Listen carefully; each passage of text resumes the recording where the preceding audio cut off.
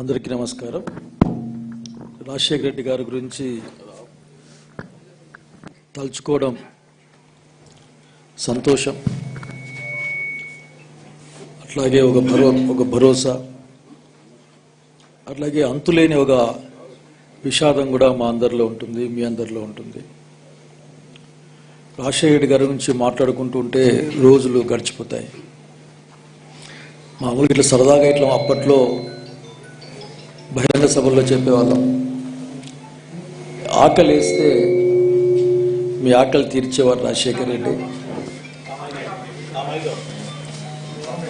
మీకు ఆరోగ్యం బాగలేకపోతే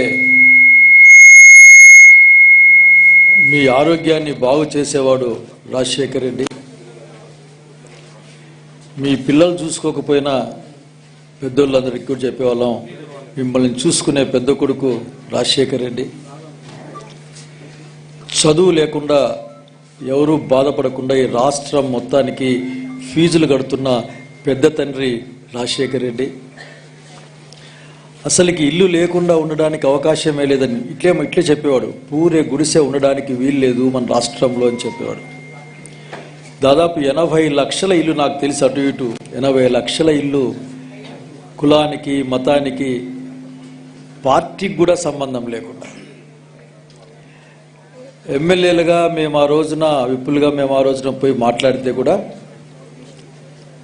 బంతిలో కూర్చున్నాక పక్షపాతం ఉండకూడదు, ఎవరికి అవసరమో వాళ్ళందరికీ వెళ్ళాలి, కనుక దయచేసి మీరు పార్టీల పరంగా చేయి పెట్టవద్దని చెప్పి మాకు హితబోధ చేయడమే కాకుండా అసలు ఇంకా చెప్పాల్సి వస్తే అవతలి పక్షానికే ఎక్కువ ప్రయోజనం కలిగే విధంగా అధికారులను ఆశించిన గొప్పవాడు రాజశేఖర రెడ్డి. ఇట్లా చెప్పుకుంటూ పోతే ఆఖరికి ఈ రోజున రైతులంతా వ్యవసాయం చేస్తూ ఉన్నారంటే ఇప్పటికి కూడా కారణం రాజశేఖర రెడ్డి ఫ్రీ కరెంట్ ద్వారా. ఆ రోజున అప్పులు మాఫీ చేస్తే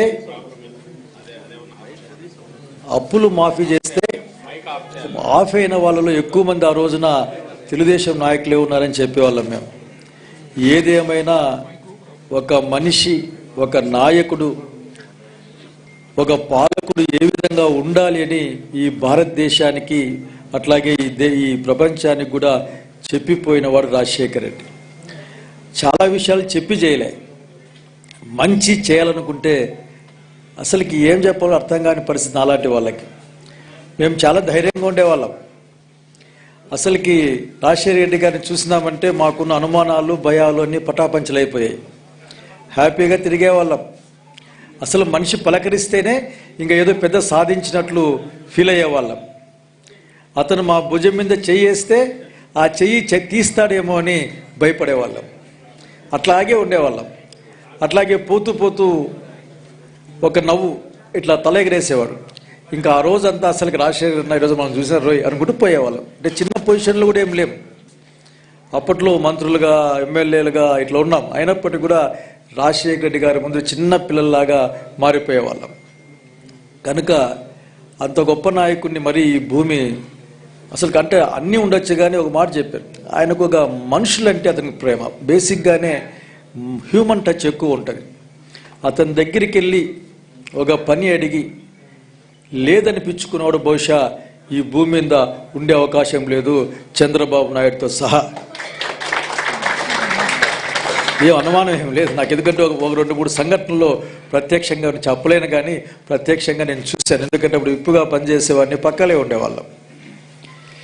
కనుక అతని గురించి 77 సంవత్సరాలు నాకు ఇప్పటికీ అనిపిస్తుంది అసలుకి మా జీవితాల్లో అత్యంత దురదృష్టకరమైన సంఘటన ఏదైనా ఉందంటే అది రాజశేఖర రెడ్డి గారిని కోల్పోవడం. అట్లాగే మీరు నమ్ముతారో నమ్మరో కానీ సంవత్సరాల పర్యంతం ఏడ్చాము ఆ రోజున. 1 రోజు 2 రోజులు కాదు,